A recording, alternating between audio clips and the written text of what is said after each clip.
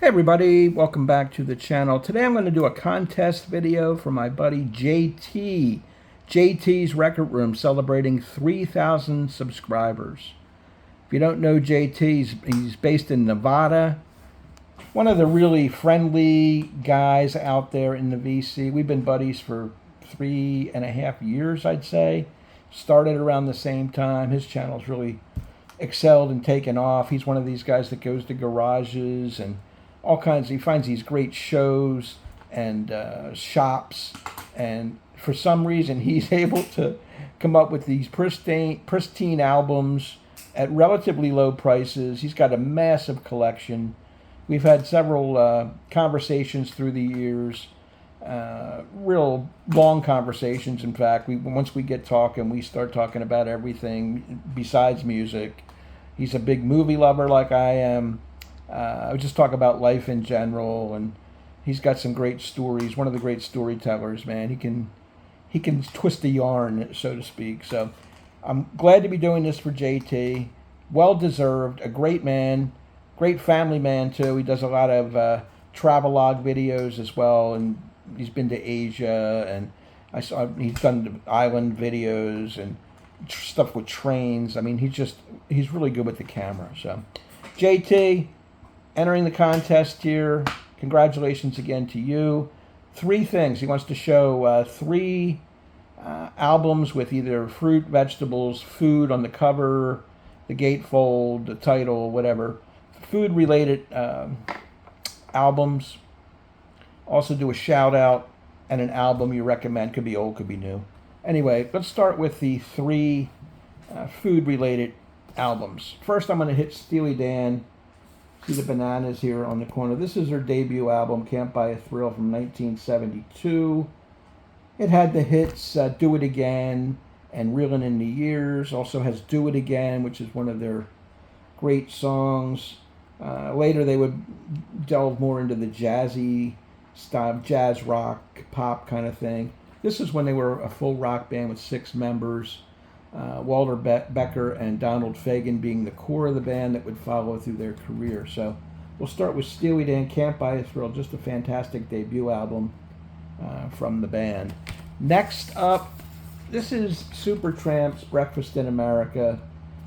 She's holding up some orange juice here in the waitress outfit with the city of Manhattan sort of in the background, or a city, so to speak, with different artifacts as far as pepper shakers and syrup and all kinds of breakfast items stuff to outline a city kind of background. It's really cool artwork. I think the band here having sort of breakfast on the back, as you can see. Rick Davies and Roger Hodgson are the 2 core members, a lot like Steely Dan. They had a full band too, but those are the guys that do the songwriting and the lead vocals.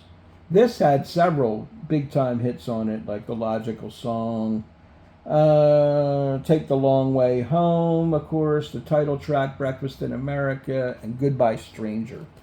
So, Steely Dan and Supertramp, my first 2. And my third one I don't have on vinyl, but I do have it on CD, and that's the Allman Brothers' Eat a Peach, right there. And on the back it has the inscription, dedicated to a brother, that brother being Duane Allman, who was killed in a tragic auto accident. Love this. Southern rock, of course. The Allman Brothers. Greg Allman, Duane Allman, Barry Oakley. The guys, who else is in the band? The guy that does the trucks, Butch Trucks. I love the song Blue Sky. It's the 9th track on the album. You also have One Way Out, a killer track. Ain't Wasted No More Time. Melissa, just load it. This is a great listen all the way through. Eat a Peach from the early 70s. Again, it's 1972, I believe. So 2 albums from 72. Supertramp, by the way, was 1979. And that followed up their big Crime of the Century and Even in the Quietest Moments. They had a run of albums. This is their commercial breakthrough, really. Anyway, those are the 3 albums that are fruit related. I hope that does the trick. JT, shout out. I have to shout out my buddy Randall Nelson to me, the most underrated and underappreciated person in the VC as far as his collection, his vast knowledge of every kind of music you can name, from the early rock and roll, R&B, soul.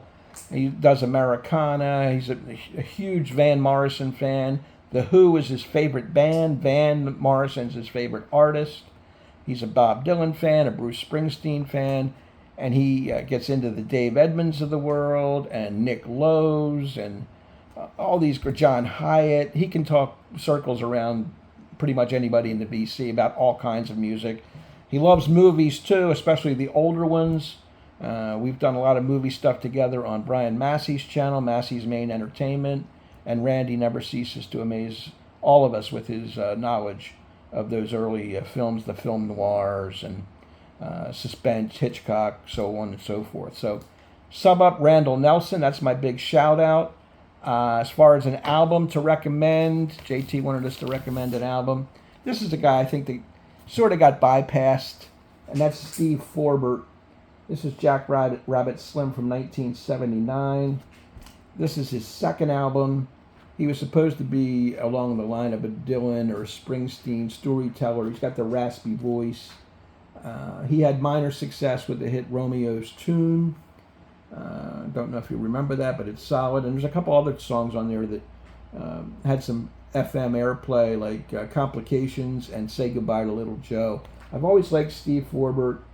I thought he was going to be a bigger star than he turned out to be, but that doesn't mean the music's not great. Go over and check out this album if you haven't heard it. His debut was Alive on Arrival from 1978, which is equally as good. Steve Forbert would be my recommendation for people that are not aware of his music.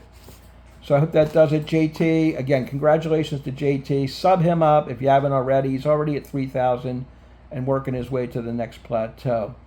Thank you very much for watching. And Randall Nelson, too. Check out Randall Nelson. Randy's channel is fantastic. Take care, everybody. Thank you. Bye.